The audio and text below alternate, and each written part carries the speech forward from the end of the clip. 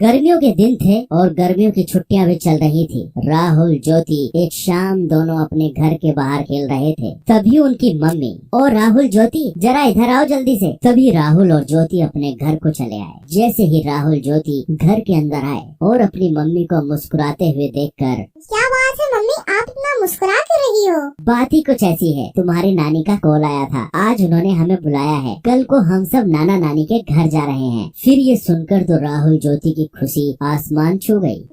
चलो पैकिंग शुरू कर देते हैं, नाना नानी के गांव चलते हैं और एंजॉय करते हैं।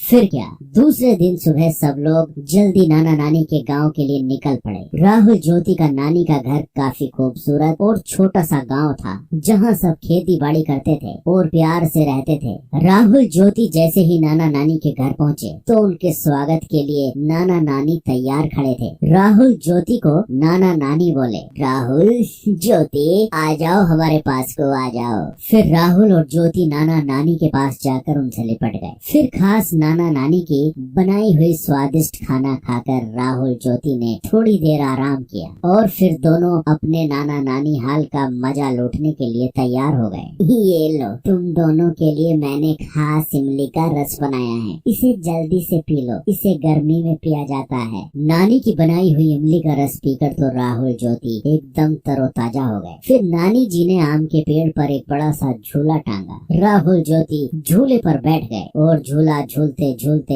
हवा में बातें करने लग गए और फिर नाना जी के साथ घूमने चले गए। और फिर रात हो गई। फिर राहुल ज्योति नानी जी के साथ रात के खाने के लिए फिर घूमकर घर लौट आए। नानी जी, मैं आपके हाथों से खाऊंगा। नानी, मुझे भी खिलाओ ना। ये सुनकर नानी जी हंसने लगी। ठीक है, मैं तुम दोनों को अपने हाथों से खिलाती हूँ। फिर क्या, राहुल ज्योति ने नानी के हाथ से पेट भरकर खाना खाया और खाना खाने के बाद सब लोग सोने की तैयारी करने लगे। और फिर राहुल ज्योति को गर्मी महसूस होने लगी। नानी जी, घर के अंदर कितनी गर्मी महसूस हो रही है, पंखा भी गर्म हवा फेंक रहा है। आपके घर में एसी भी नहीं है। हमें तो एसी की आदत है, अब तो हमें रात भर नींद नहीं आएगी। यह सुनकर नाना नानी के साथ सब लोग हंसने लगे। यह देखकर राहुल और ज्योति ज्यादा कंफ्यूज हो गए। आप सब हंस क्यों रहे हो? हमने कुछ गलत कह दिया क्या?